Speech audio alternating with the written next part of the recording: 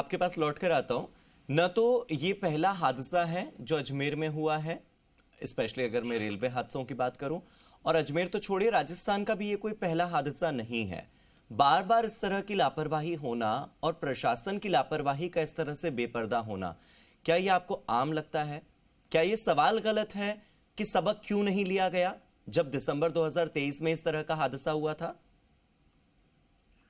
जी हार्दिक, देखिए रेलवे कर्मी भी अपनी तरफ से सतर्कता बरतते हैं, लेकिन कई बार ऐसा होता है कि कोऑर्डिनेशन की वजह से, कोऑर्डिनेशन नहीं होने की वजह से दो रेल कर्मचारियों के बीच में जब संवाद नहीं हो पाता तो अक्सर इस तरह की घटना हो जाती है। जब एक ही ट्रैक पर दोनों ट्रेनें आ जाएं, मालगाड़ी भी और यात्री ट्रेन भी, और उस वजह से ही माना जा रहा है कि ये जो 4 डिब्बे हैं वो पटरी से उतरे हैं हादसे की वजह से।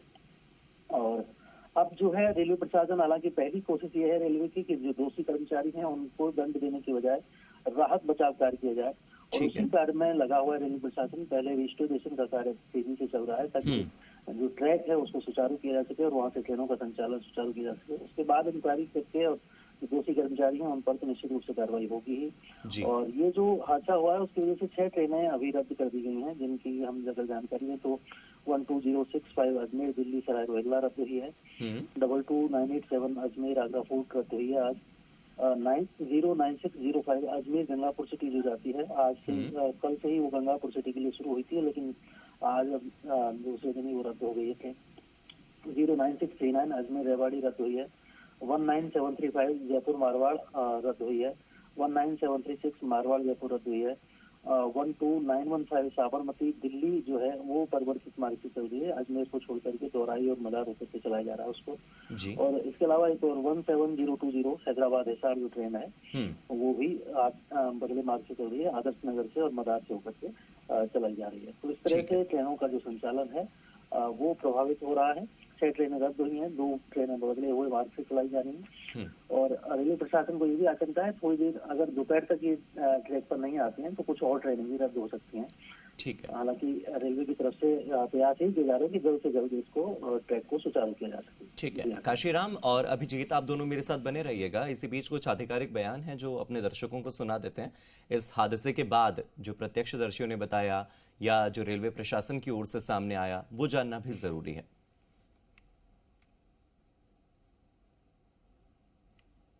गाड़ी संख्या 12548 जो कि साबरमती से आगरा की तरफ जा रही थी, उसका अजमेर के पास मदार के होम सिग्नल पर अवपतन हो गया। इस डिरेलमेंट के कारण से इंजन और 4 जो जनरल के डब्बे थे उनका अवपतन हो गया है। हमारे अधिकारी जो है दुर्घटना स्थल पर तुरंत पहुंच गए हैं। कोई भी जनहानि नहीं हुई है इस पूरे घटनाक्रम में, और कुछ जो मामूली चोट लगी थी पैसेंजर्स को उनको तुरंत ही पास के अस्पताल में ले गया है। तो देखिए, तस्वीरें आपकी टीवी स्क्रीन पर हैं, आपको ये तस्वीरें हम दिखा रहे हैं। ये तस्वीरें अजमेर के मदार की है जहां पर ट्रेन के जो 4 डब्बे हैं वो पटरी से उतर गए। ट्रेन नंबर 12548 यानी 12548 साबरमती अहमदाबाद आगरा ट्रेन में यह हादसा हुआ। और हादसे की वजह, जैसा कि मेरे सहयोगी अभिजीत बता रहे थे, हादसे की वजह यह रही कि एक ही ट्रैक पर मालगाड़ी भी आ गई और उसी ट्रैक पर यह पैसेंजर ट्रेन भी बढ़ रही थी। मदार स्टेशन पर इंजन और 4 जनरल कोच बेपटरी हो गए।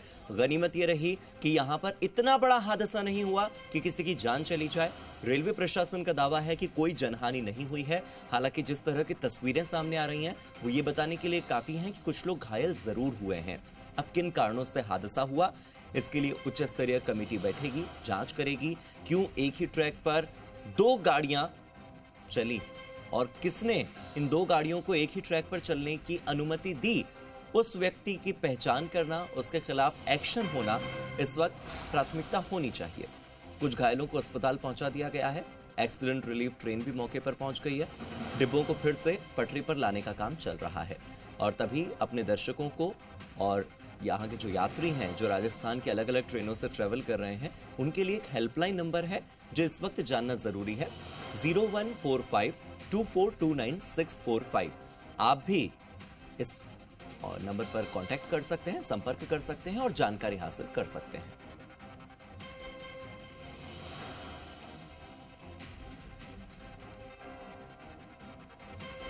और इसी बीच मुख्य जनसंपर्क अधिकारी कैप्टन शशि किरण हमारे साथ जुड़ गए हैं। शशि किरण जी, आपका पहले तो स्वागत है जी राजस्थान पर।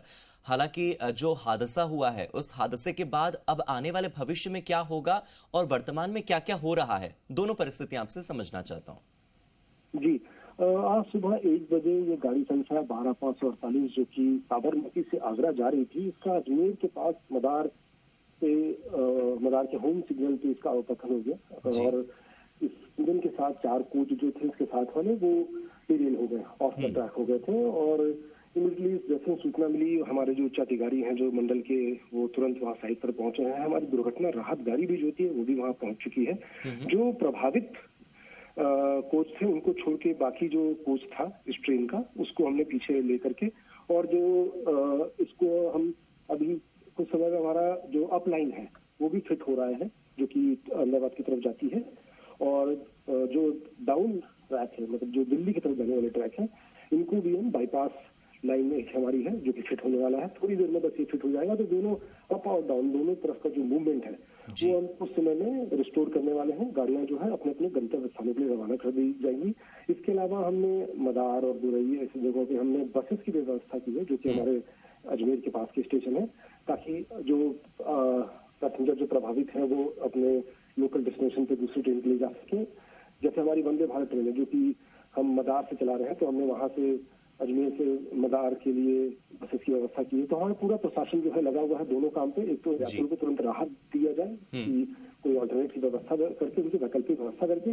दूसरा, हमारा ट्रैक जो रेस्टोरेशन है उस पर हमारा फोकस है पूरा, कि तुरंत हम ट्रैक रेस्टोरेशन करके जो डाउन मेन लाइन है हमारी, उसको भी हम तुरंत छूट दे रहे हैं। जी, शशि किरण जी, मेरे सहयोगी काशीराम भी मेरे साथ जुड़े हुए थे और बता रहे थे कि जब हादसा हुआ उसके तकरीबन 1 से 1.5 घंटे तक जो एक्सीडेंट रिलीफ टीम है वो मौके पर पहुंची नहीं और इस वजह से लोग बहुत परेशान होते रहे। इस बात में कितनी सच्चाई, और अगर वाकई लोग परेशान हुए तो इस देरी का कारण क्या?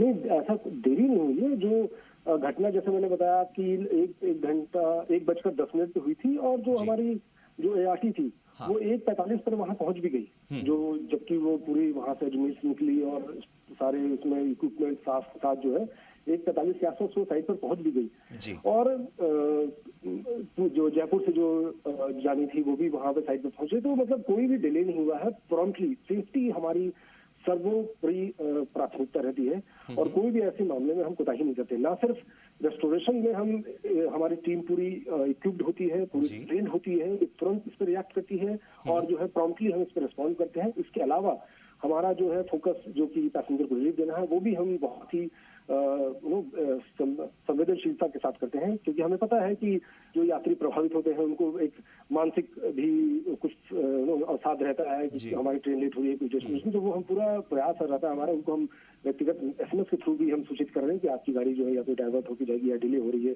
प्लेटफॉर्म पे भी हम अनाउंसमेंट कर रहे हैं। तो कोई भी ऐसा डिले नहीं हुआ है। रेलवे के पास से बहुत ही प्रॉम्प्टली किया गया है और बहरहाल घटना के कारणों की जांच भी की जा रही है। उच्चाधिकारी हमारे जयपुर से महाप्रबंधक और जो अन्य उच्चाधिकारी हैं वो भी साइट पर पहुंच चुके हैं। खुद जो है महाप्रबंधक इस मामले की निगरानी कर रहे हैं।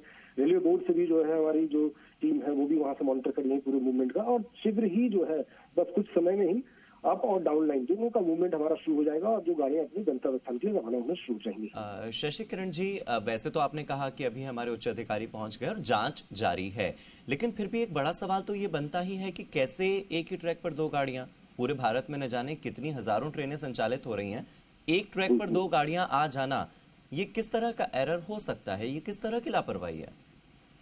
देखिए, जांच चूंकि चल रही है इसलिए अभी एकदम करेक्टली पॉइंट आउट नहीं किया जा सकता है, क्योंकि इसमें 2-3 तरह के पहलू हो सकते हैं। मानवीय भूल हो सकती है, तकनीकी भी खामी हो सकती है। तो जो उच्चाधिकारी कमेटी गठित हुई है पूरे मामले की, क्योंकि हमें पूरा देखना पड़ता है कि कितनी स्पीड थी, उसमें सिग्नल की क्या पोजीशन थी, ट्रैक के पॉइंट की क्या पोजीशन थी।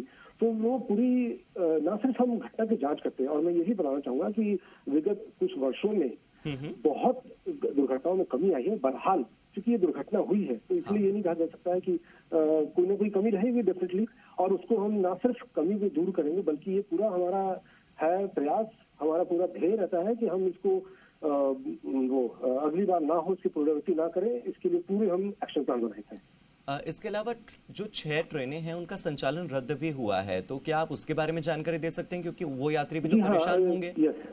जी हाँ, जो गाड़ियां डिले हो गई हैं वो तो खैर है। इसके अलावा हमने 6 गाड़ियां, जैसे कि गाड़ी संख्या 12065 जो कि अजमेर से दिल्ली सराय, गाड़ी संख्या 22987, 09605, 09639, 19735, 19736, ये 6 गाड़ियां को जो हमने रद्दीकरण किया है, क्योंकि ऑलरेडी काफी सारी गाड़ियां अलग अलग स्टेशनों पर फंसी हुई हैं, तो इसलिए इन गाड़ियों का हमने पहले से ही टाइमली जो है हमने उनको रद्दीकरण कर दिया।